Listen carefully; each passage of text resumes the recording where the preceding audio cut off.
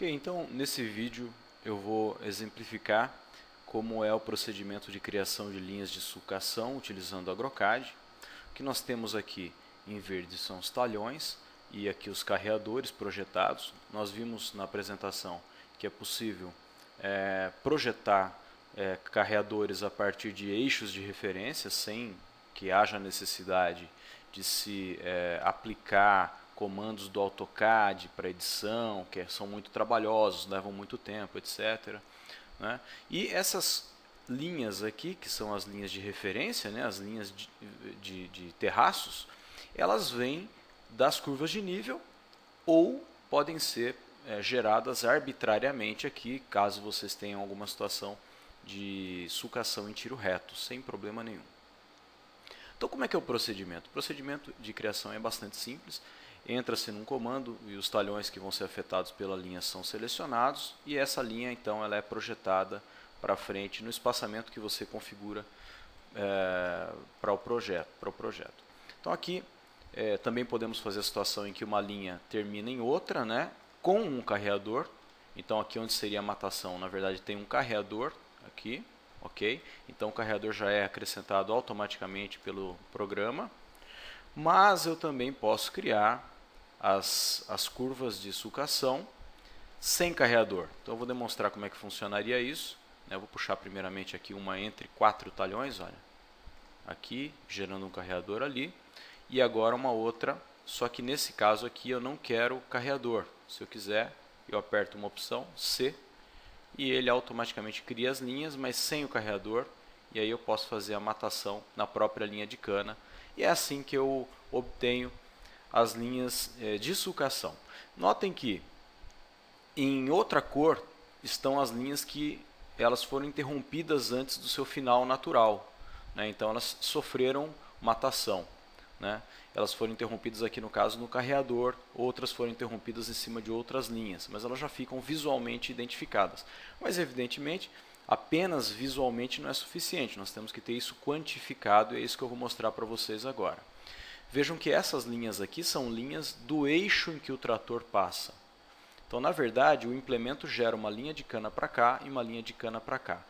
Ao invés de ter que pegar linha por linha todas essas linhas aqui e fazer uma cópia para um lado e uma cópia para o outro, que seria o procedimento usual no AutoCAD convencional, nós aqui temos um comando que cria no espaço que eu quiser, usando o implemento que eu quiser, e eu posso cadastrar outros implementos, ele gera as linhas para os lados. Então eu vou dar um OK e automaticamente o sistema já cria as linhas e já cria essas linhas nos layers corretos, eu não tenho esse trabalho todo. Há uma questão de otimização que é a seguinte: o trator, quando ele vem aqui, ele faz esse trabalho de sulcar e, naturalmente, aqui ele seria liberado do controle automatizado, né? O piloto automático ia liberar o trator e ele ia ficar livre aqui. Então, quando ele entrasse numa outra linha, ele ia ter um tempo de estabilização, em que ele ia perder o alinhamento e, finalmente, ele ia se alinhar. Para evitar esse efeito e também para evitar que seja necessária uma manobra aqui para entrar numa outra linha, nós fazemos o seguinte: nós pedimos para que o programa otimize a circulação. Então, como é que funciona isso? É especificada uma distância máxima e um ângulo máximo entre as linhas e são selecionadas as linhas que se tem interesse de otimizar e o programa automaticamente sugere a continuação do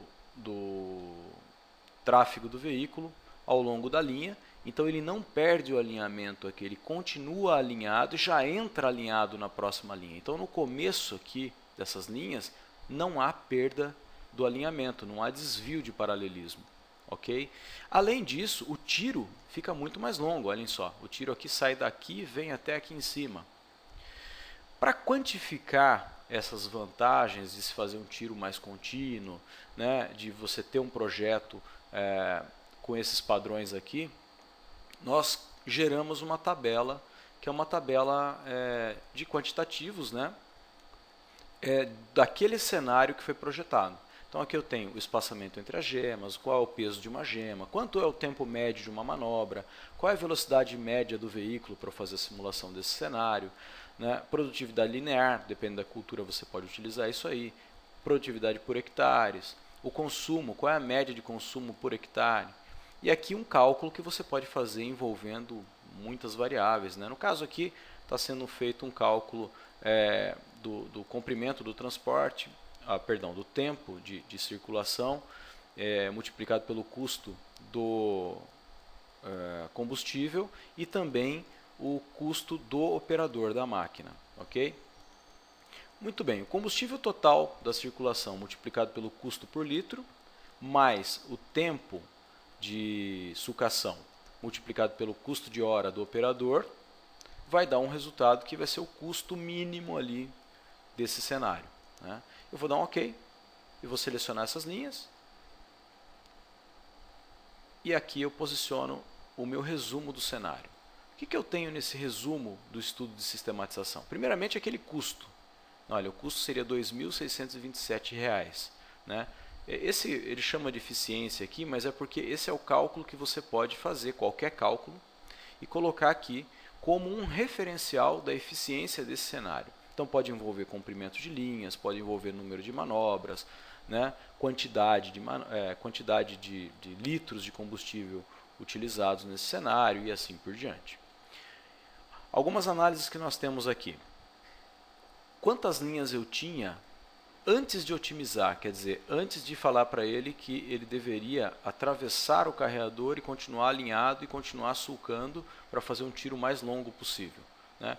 Então, quantas linhas eu tinha? 448. Quando eu otimizei, eu diminuí o número de linhas para 287. Só que o comprimento médio subiu de 302 para 475 metros, ininterruptos, sem manobras. O número de manobras baixou de 448 para 287. Então, eu teria quase 20 horas de manobras, só de manobras. Isso baixou para 12 horas e 45 de manobras. Então, foram economizadas aí cerca de 7 horas de manobras. O tempo de percurso e aí o tempo total. Eu consigo saber o tempo total aqui antes de otimizar aproximadamente 37 horas e depois de otimizar aproximadamente 30 horas. Né?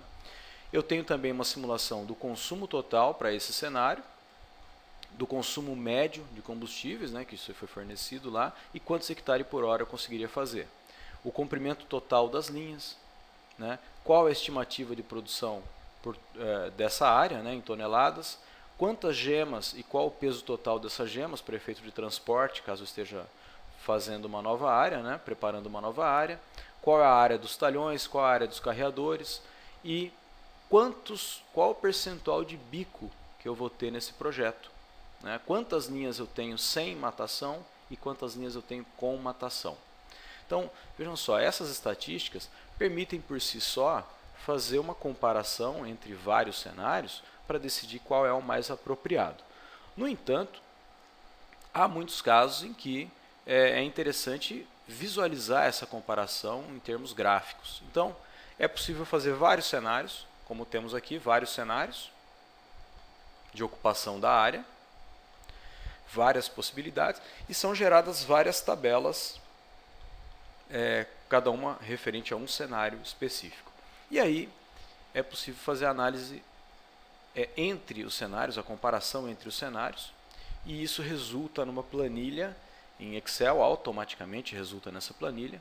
Essa planilha é preenchida com os dados e automaticamente é gerado um gráfico.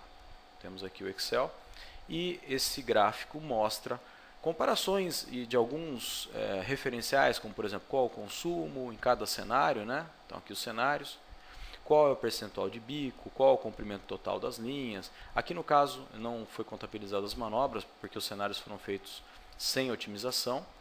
Quantos hectares por hora vão ser feitos, qual o fator de eficiência, que é aquele custo, né, que você pode colocar, ou pode colocar qualquer outro cálculo que para você seja um referencial de eficiência, e assim por diante. Então temos também esse documento que pode ser anexado ao projeto e pode subsidiar e justificar para a diretoria, por exemplo, qual foi a decisão, qual foi a opção de cenário para aquele caso daquela área, né? Então, para finalizar, eu vou apenas ilustrar como é que se pode ter também uma visualização da nova situação de ocupação, né? Por exemplo, aqui eu tenho uma área em que eu tenho curvas de nível e eu posso terraços, no caso aqui, eu posso configurar qual é o ângulo mais fechado que o trator faz. Esse ângulo aqui é bem aberto, bem fechado, né? Não é o natural, seria um 172, mais ou menos o ângulo mínimo que o veículo consegue fazer no campo com o implemento cravado, né? Mas vamos deixar 100 só para efeito de ilustração. Eu vou movimentar essa curva aqui, notem o que vai acontecer.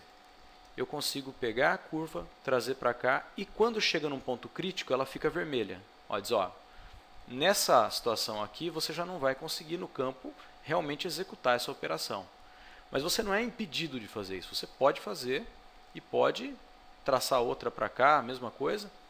E o programa, posteriormente, pode te alertar, através da análise das curvas, onde você teria problemas de angulação. Evidentemente, como eu disse, né, aqui também você teria problemas de angulação, porque são curvas muito fechadas, né? Mas eu configurei para o ângulo ser mais generoso ali, mais fechado. E só para efeito de ilustração. Então veja, isso aqui são condições de se verificar antes de se pedir que o projeto seja executado no campo, se ele é viável. E finalmente eu posso ilustrar isso aqui, eu posso colocar isso aqui no Google. Então eu vou publicar aqui um arquivo com um nome qualquer, estou gerando um arquivo KML que vocês podem inclusive utilizar nos sistemas corporativos de vocês. E eu vou publicar no Google, simplesmente seleciono, ele gera um arquivo para o Google e já abre o Google Earth gratuito, não é necessário ter o Google pago, nada disso. E vai fazer a publicação e já vai mostrar qual é a localização dessa área, né? Porque o programa trabalha baseado em sistemas de coordenadas e por isso ele consegue fazer a conversão entre esses sistemas de coordenadas. Então está aqui aquele projeto que eu fiz, né? Os objetos publicados aqui, eu consigo visualizá-los, né? E eu consigo ter uma ideia de como é que isso vai se comportar no campo, né? Então eu vejo, olha, o carreador era aqui, perdão, o carreador era aqui, o real. Estou mudando ele para cá, né? Observando as regiões vizinhas ali, eu tenho acesso ou não tenho? Para onde vai a água desse talhão?